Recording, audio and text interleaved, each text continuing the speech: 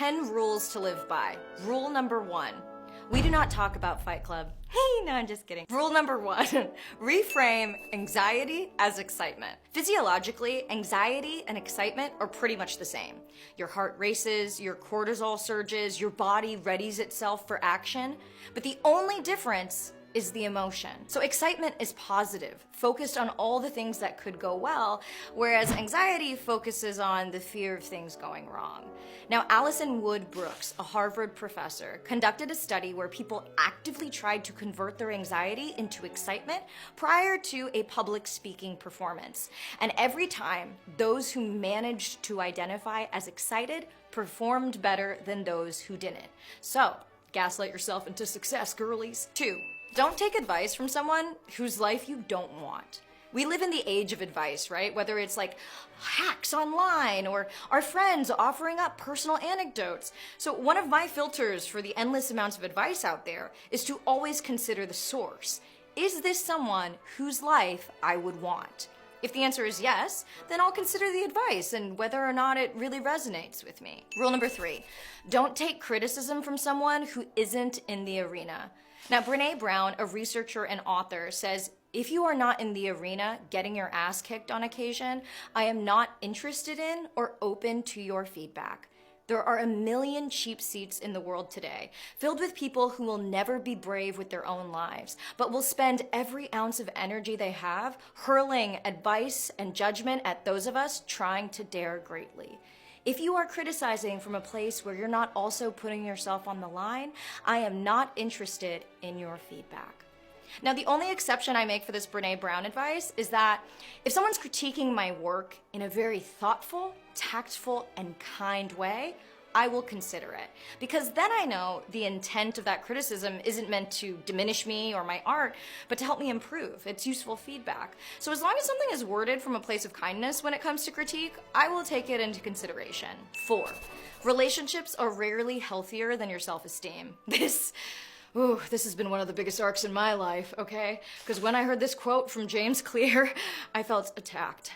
Now, he says, if the time you spend alone is already enjoyable to some degree, if you have a healthy internal monologue and generally feel good about yourself, then you're gonna have like a fairly high bar for the type of relationships you'll enter into. But if you're unhappy with yourself, you're more likely to put up with bad relationships because they may occasionally make you feel better than you do alone.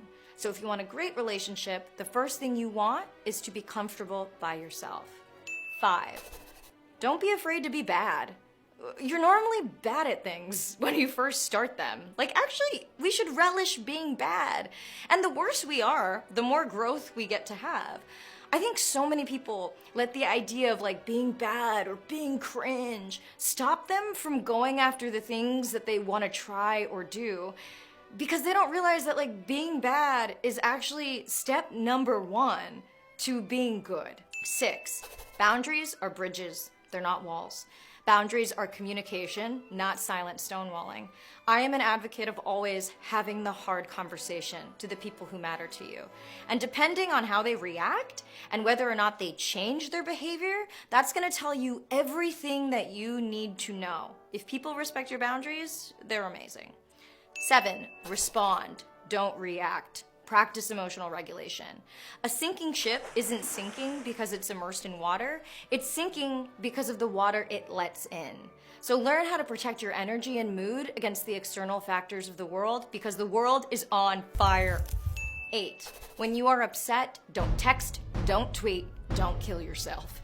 One of my best friends and I have this mantra. Anytime one of us is going through a crisis, we're like, okay, don't text, don't tweet, don't kill myself. Which basically means don't make rash, impulsive decisions in a state of emotionality.